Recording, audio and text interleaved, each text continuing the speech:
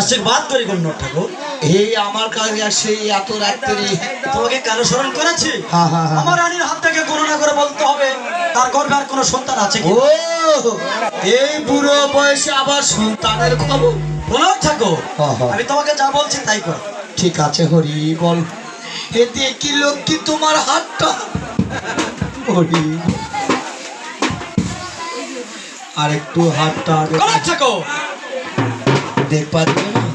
দেখবে এখানে রাখতে হবে, ভালো করে দেখো। যদি না রাখি তাহলে তো হবে। ঠিক আছে দেখো। হরি বল। আর একটু গণক ঠাকুর ভালোই নরম করছে রে। এই যে গণক ঠাকুর। ছি ছি ছি ছি ছি ছি। এই বাদশা বেগম কিন্তু ভালো পরিষ্কার না। কেন? এই যে পায়খানা করে ছুঁচেছে হাতটা পরিষ্কার করে। দেখো গণক ঠাকুর ডান হাত দেখো। এত খুশটা মানুষ হয়? আচ্ছা ঠিক আছে তুমি ডান হাত দেখো। হে দেখি মানে আরেকবার হাত টিপার বুদ্ধি। হরি বল।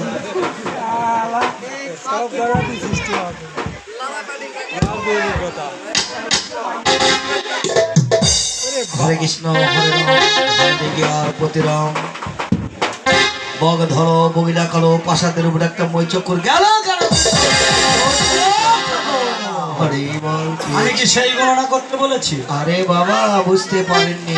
আমি বলেছি রানীর হাত থেকে আপনার বেগমের কাছে একটা পুত্র সন্তান হবে, কিন্তু কেন বলেছি জানো? কেন? বগ ধরো বগিলা কালো প্রাসাদের উপর দিয়ে মই চক্কর যাবে বটে, কিন্তু ক্ষতি হবে না। এই কারণে আপনার বাড়িতে একটা পুত্র সন্তান হবে। কিন্তু কিন্তু কি? হ্যাঁ ভয় বলি কানের ভয় বলি করলাম। বলো আপনার সন্তানকে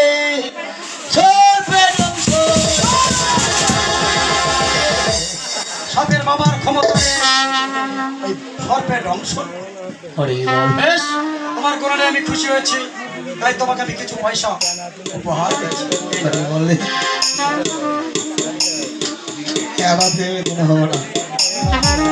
বলে থাকো। একটি কথা বলি। আবার বলো দেখি। রাত অনেক হয়েছে। হ্যাঁ অনেক হয়েছে মনে। এই জায়গাটার নাম? এই জায়গার নাম বলে দুবরহাটি এলাকা। তো দুবরহাটি এলাকা? এই এলাকায় চোর বেশি। হ্যাঁ অনেক বেশি। এই অল্প দিনে চোরাতে চোর দৌড় মারতে ঠাসে ধরছে। শোনা করো চাকো। এইদিকে যাবে না। এদিকে যাবো না? না চোরের ভয়। এদিকে গেলে কালীতলা। চোরের ভয়। এই দিকে গেলে ডাকাতের ভয় দেখি। এইদিকে গেলে তো একেবারে এই তো দুবরহাটি আসবার ঘরের মধ্যে যাই দিলে সবচেয়ে বড় চোর। এই রাস্তায় যাবে। এদিক দিয়ে এই সোনাতে একবার চোর ধরেছিল, এদিক দিয়ে পাঠাচ্ছি। এদিক দিয়ে যাবে, বুঝতে পারছো? এবার তাহলে আসি। আচ্ছা আমাকে বলেছে এদিকে গেলে ডাকাতের ভয়, ওদিকে গেলে চোরের ভয়, এই দিক দিয়ে গেলে আমার জয় হবে না। কি করছে? তাহলে আমি যাই শ্বশুর করে।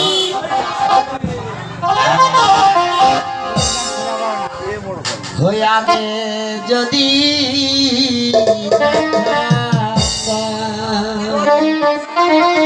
হরিব আরে চাল দাদা তুই